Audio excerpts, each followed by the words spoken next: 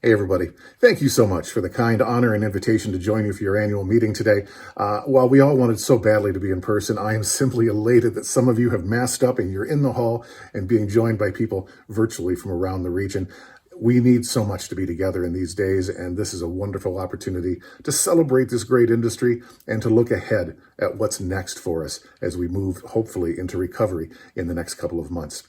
Now, I have been called an expert in destination marketing, and that's kind. I'm not sure anybody is an expert in anything anymore, the way things have been going. What I am is I'm a student of the game. I watch destination marketing trends and signals like some people watch reality TV shows. It's what I do. And so Violet and the team said, hey, could you join us for the meeting, virtually, of course, and share with us what you're seeing out there? What's out there? What are the next big steps for destination marketing organizations? And I am excited to do that today. But before we go forward and see what's ahead of us, I think that it's instrumental to go back, jump in the Wayback Machine with me, and go back to 1896. Detroit, Michigan, coming off of a debilitating recession in the early part of the decade, was beginning to build motor cars. But other states and cities were building motor cars too. They were building them in Pennsylvania, Indiana, Ohio. Detroit really wanted to be the epicenter. They wanted to be what they became, which was the Motor City. And one of the ways they did that was they created the first DMO in the country. But it had nothing to do with tourism. Here's what it had to do with. It was a group of business people who said, there's no national media. Nobody's just coming to Detroit on their own to see what's going on here. How do we get people to realize what this cool opportunity may look like? And somebody, lost to history, said in that meeting, hey, there are these things called national congresses. We call them conventions today. And he goes, if we can get some congresses here in Detroit, people will come here because they're not coming on their own, but they'll come because they have to come to the Congress, so they'll miss it. And when they get here, they'll see what we're doing and they'll go, wow, there is serious opportunities here. So 120 some years ago, we began as a country trying to get other people to come and join us in our communities. And we evolved into highly sophisticated sales and marketing machines. We went from being convention and visitor bureaus, CVBs, to destination marketing organizations, DMOs. Then we became DMMOs, right? Destination Marketing and Management Associations. And I think we're trying so hard to save the M, because I think what we really have become are DLOs. We are destination leadership organizations, and not a moment too soon, because our industry, of all industries, and you know this, needs our help and our leadership more than ever before. Look at this chart, at the number of millions of jobs lost. Some may never come back, and we really have to evolve destination marketing into a whole new thing. Now, honestly, destination marketing was evolving. Years before the COVID, Violet and her crew were evolving. You know this. The majority of DMOs around the country are. We've been traditionally focused on hotel stays, but research showed us about 5 years ago that our job was really way more sophisticated and our mandate was way bigger. And let me share with you how that all came down. There's a research firm called Longwoods International, one of the most respected travel and tourism research firms in North America. And they thought, as I think many of us think, does a visit cause you to look at a destination in a different way? Does it cause you to think, could I live there? Could I go to school there? Could I start a business there? Could I be successful and happy there? And I bet when you travel, back when we did travel, I bet that happened to you too, right? You get to a place and go, this is kind of cool. Well, Longwoods wanted to make sure that just wasn't a thing, that it was a thing. I mean, that it was real. And so they set out and they surveyed 18,000 Americans.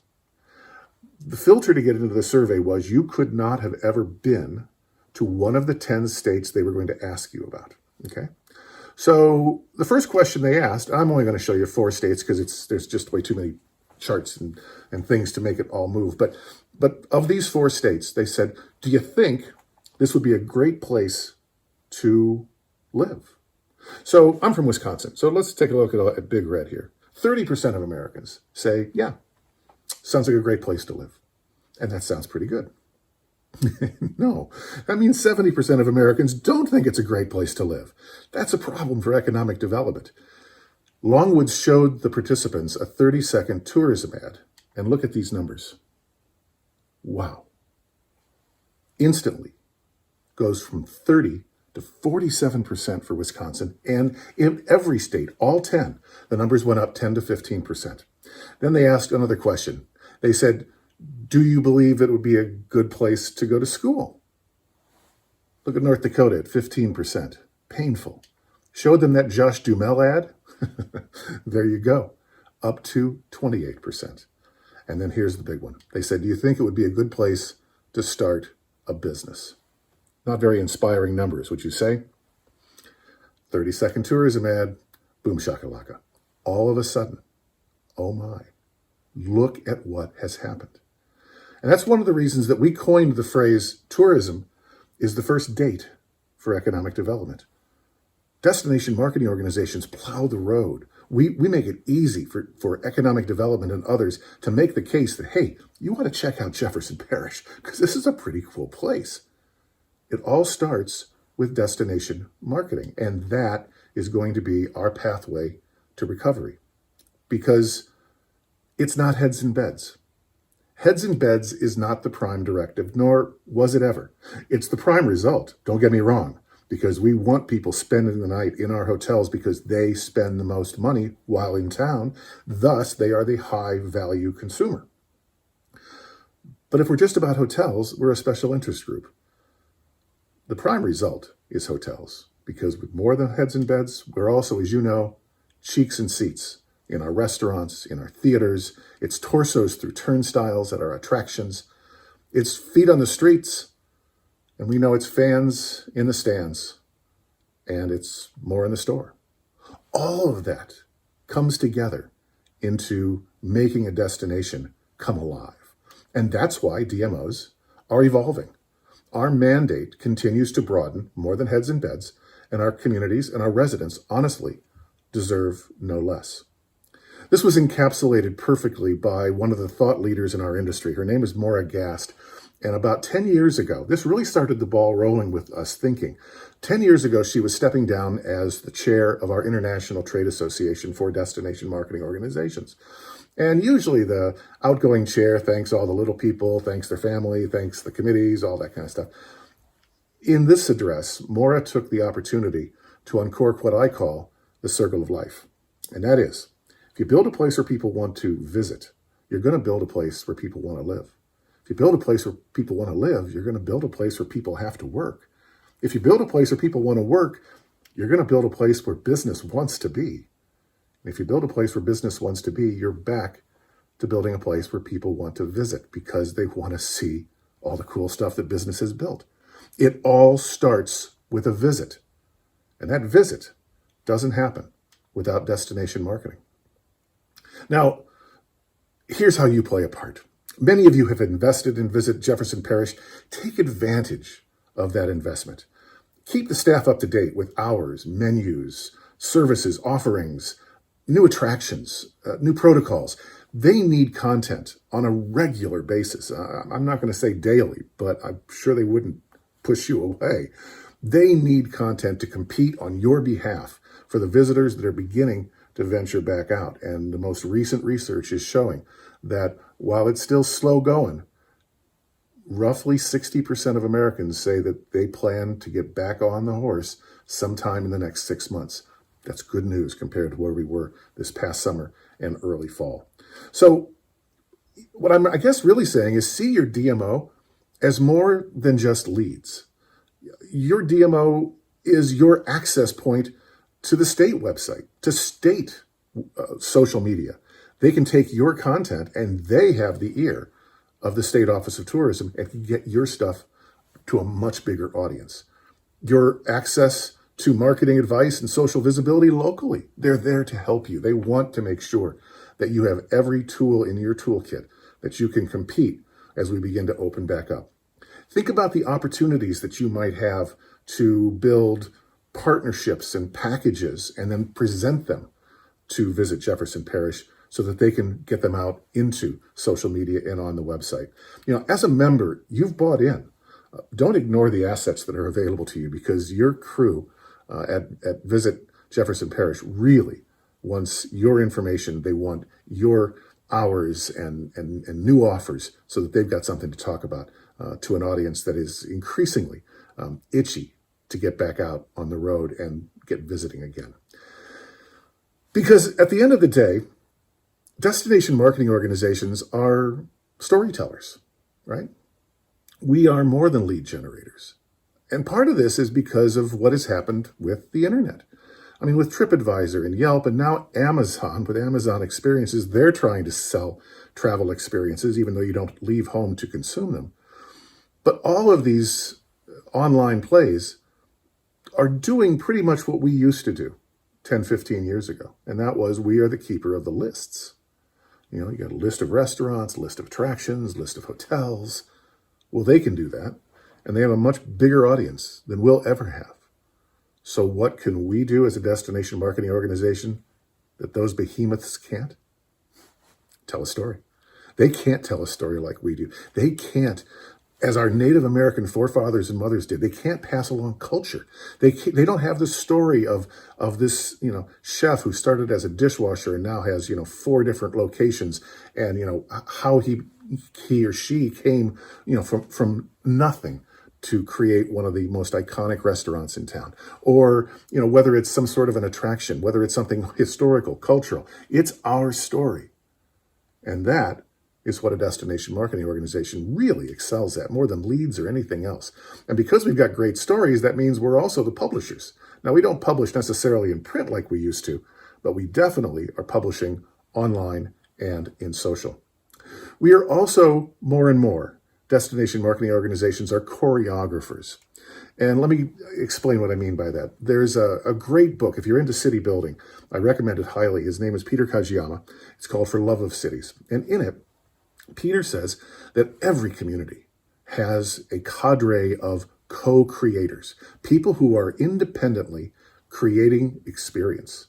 They are the makers. They are the artists, the artisans. They are the musicians. They are the performance art people. They're creating great stuff. But they tend, because they're entrepreneurs and they're solo, they tend to be a little siloed. And so what a destination marketing organization increasingly is doing is finding these co-creators, these makers, and connecting the dots and getting them into the marketing funnel. And I'll give you a great example of choreography.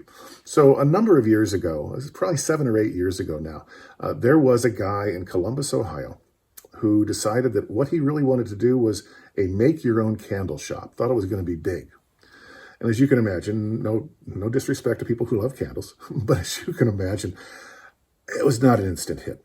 And so he called his destination marketing organization and he said, "Can you give me a little social love this week? Because this isn't going well." And the Bureau said, "We'd be glad to, but it occurs to us, have you talked to the people across the street that have the wine tasting room?" And in pure entrepreneurial fashion, right, blinders, he said, "There's a wine tasting room on my block?" He had no idea. The two of them got together and they just opened their 6th location. Because I'm sorry, I'm not going to build my own candle, but build my own candle with a flight of wine? Now you're talking. Destination marketing organizations are also the keepers of the calendar. And this is, again, why your input and your connectivity with the staff at Visit Jefferson Parish is so critically important. They need your dates. And I know there's not a lot that's going on right now. The calendars of events across the country are fairly weak at this moment, but that's exactly why you need to get your information into them. If you've got any kind of an event that would appeal to a visitor or a resident, there is no foul in sending it on to your DMO, because they need that to populate the calendar that gives people an extra reason to come to Jefferson Parish. I mean, that's what events are all about, right? My partner and I, we love to travel and we love music. And so, we're watching calendar of events within a 6-8 hour drive radius all the time, because there are a few artists that we will travel to see when they begin to play again. Well, it's the same for everybody. I mean, they may not be interested in Jefferson Parish. They may not even know what Jefferson Parish is, but if they know that you've got a special festival, you've got a music event, you've got a theatrical event, you've got a comedy showcase, they say, let's try that. That is events and festivals and calendar of events is the reason that somebody will choose you that normally wouldn't. And also, let's be clear, destination marketing organizations, more than any organization, and this is not a shot at other organizations, but we celebrate diversity. I mean, that's who we are. That's what sets every community apart from every other. And so tomorrow's DMOs, with their partners, people like you, engaging, participating, become destination leaders. And frankly, that's good for everyone in the community. So, what's around the bend, they say, they ask. And I have no idea. But here's what I'm seeing in the tea leaves right now. What's around the bend is, first and foremost, safe is the new sexy, okay? Whatever you can do to ensure that safe protocols are in place at your place and throughout your destination will go a long way to attracting visitors out of their homes and back onto the streets again. Urban settings are, research is showing, still problematic in the minds of most consumers. Most of the destinations that did very well this summer tended to be those with a lot of outdoor recreation, a lot of open space. Interestingly, I was talking to my friends in Gulf Shores, Alabama, and until Sally hit, they were running like 95% occupancy all summer long because people, for some reason, felt that the beach would be outdoors and they'd be safer there, even though we've all seen the videos and the pictures of people like sardines lined up on the beach. But that's what causes people to say, okay, I'll venture out, is knowing that there are hopefully some safe protocols. Now, while urban is problematic in the minds of many consumers, here's what else we know, is that closer to home feels safer. I was talking to some friends in St. Louis, and if you know your geography, St. Louis is right across the river from Illinois. I mean, the Mississippi cuts right through. Alton, Illinois is on the Illinois side, and St. Louis is on the Missouri side. And I was talking to people actually in both communities who really didn't want people from the other state coming in this past summer. It's like, everybody, it's 15 miles from one to the other. And they go, nah, those Illinois people, they might have the vid, you know. And that's what it is. So really, the focus for all of us in the short term should be about closer to home. Yeah, we love getting people who drive in from 3, 4, 5 hours away or fly in and stay a long time. Closer in is going to be the key in the short run because people feel more comfortable the closer to home that they are. And they also know that if something goes wrong, if all of a sudden there's a spike, they can get back home. And so, again, the 1, 2, 3 hour max is probably what we're looking at for the next 6 to 8 months. Another thing to keep in mind is because we all miss so badly what we had before the pandemic, we long for those days. I mean, how many of you have said or have heard somebody say, I want to go back to the way it was? Well, we're never going back to the way it was. But nostalgia is kind of like comfort food, right? It's what's going to draw us back. So if there's a way for you to somehow offer, you know, a throwback or something nostalgic in whatever it is that you do, give that a try, because we think that is going to motivate people to choose you over someone else. Offer an experience from an earlier time. The other thing that we should be cognizant of is a lot of times people, well, okay, I'm from Wisconsin, so I would come down to Jefferson Parish, but I'd probably also, you know, decide, okay, I'm gonna bang over to, you know, either Baton Rouge or I'm gonna bang over to the Mississippi Gulf Coast. I'm gonna string together a bunch of experiences while I'm there, right? That's not going to happen. It is, and this really gets back to the close proximity. What we're seeing is today's visitor that are traveling, they want to go to a single destination, a single place to stay, and then radiate out from there. But they're not going to be, I mean, every time they have to have an interaction with people along the road or in the air makes it a little less safe. And so think about how you can package up Jefferson Parish in such a way that that's your one stop. That's where you go to do everything else you want to, as far as you feel comfortable to do it, right? Along that line, I think we also need to talk about something I call regenerative travel. This has been a slog, right? The consumer is just going crazy. I mean, suicide rates up, depression up, drug use, alcohol use, all up. We need, this is going to sound funny because a lot of us aren't working, but we need to recharge our batteries, because as much as we might not be as gainfully employed as we once were, or welcoming as many visitors as we once did, this has been tiring. This has been exhausting for a lot of us. And so anything you can offer to say, hey, you can put your phone away, you can just unplug and recharge, if there's such a thing as doing that. And I know this is a little bit beyond many of us, because it's expensive, but touchless travel, which gets us right back to safe is the new sexy. Touchless travel is really what it's going to be all about, and what we need to be looking forward to as we move forward and get into the recovery phase. Recently, my partner and I were traveling, and we used our mobile device to unlock the door of our hotel, turn on the lights, and yes, control the television set. Now, most of us can't afford that kind of technology, but we need to look for how can we be as touchless as possible. So your destination marketing organization is kind of like Jerry Maguire in that classic 80s movie, right? Your DMO wants to help you, but they need you to help them help you. And that's really your engagement, right? They're there for you. They're there to help get your message out there. They are to be your advisor, your counsel, your champion. They want so much to be the champion for you that gets you over that next hump. Now, there may be a few dark days ahead. We don't know. No one knows.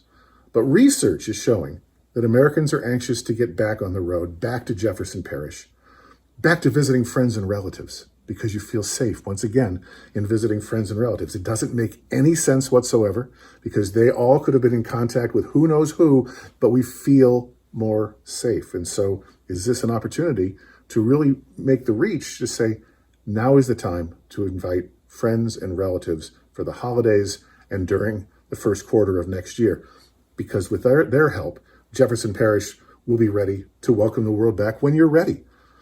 I'm Bill Geist, and we are on the road to recovery. Thank you, stay well, and in the immortal words of Warren Zevon, who once said, enjoy every sandwich, I'm going to channel Warren and say, enjoy every sunset and every sunrise. Thank you, stay well.